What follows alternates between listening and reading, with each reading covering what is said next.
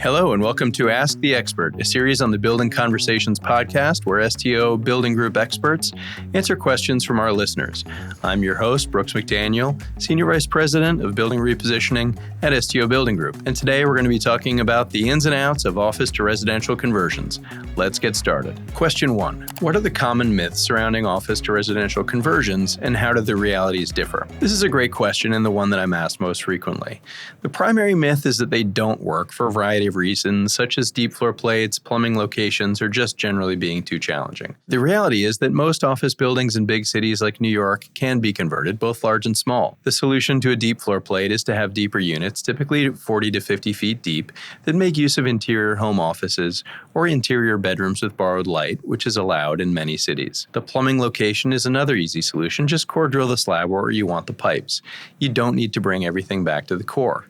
The reality is that these projects are no more challenging than any other construction project that we work on. Question 2. How do costs compare between constructing new residential buildings and converting existing office spaces? New construction will always be more expensive than a conversion project. Building a rental, apartment, high-rise building in a city like New York will cost between $450 to $500 per square foot or more, not including the cost to demolish the existing building, which will cost $75 to $100 per square foot. The cost to convert an existing building is in the range of $300 to $375 per square foot.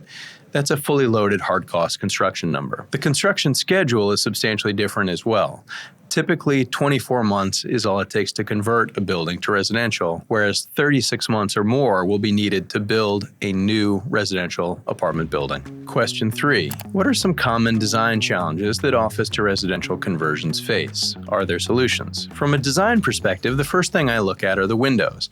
The back of the building needs legal light and air in New York, which requires a certain amount of depth between the window and the rear lot line. If this isn't sufficient, then we consider modifying the affected floor plates to create the space we need. The other aspect to consider is operability.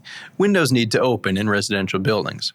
An office building with a fixed curtain wall facade typically doesn't open, so we work with our design partners to modify the facade to be both operable and energy code compliant. Those are some of the primary challenges in a conversion project. Luckily, we have solutions to these issues. Question 4.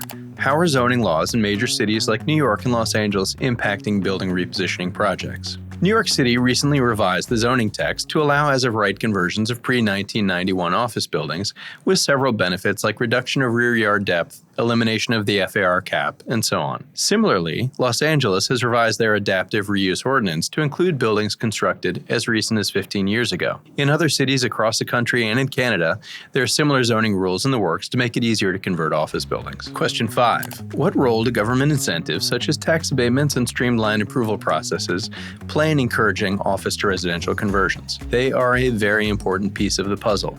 New York City is the most generous, with a relatively speedy as-of-right entitlement process of about 6 months and a fairly generous tax abatement plan that supports the pro forma. In some cities like Los Angeles and San Francisco, they have passed rules that will speed up their entitlement process as well to about 6 months, from 1 to 2 years historically, which translates to saving money on carrying costs. They also have a proposed tax abatement plan at the state level in California. The regulatory and tax environment for conversions can make or break a project, so it's encouraging to see these changes in the works in many cities. Question 6. How do urban housing shortages and high office vacancy rates intersect? Is repositioning existing buildings a solution to both? Many cities have housing shortages and high office vacancies. While this is a challenge for cities and building owners alike, it supports residential conversion projects. Office buildings can be acquired at a discount while residential rents remain relatively high. By creating housing out of an office building, you are reducing the oversupply of office and creating much needed housing. That's all for today. Thank you for the great questions and keep them coming. Thanks for listening.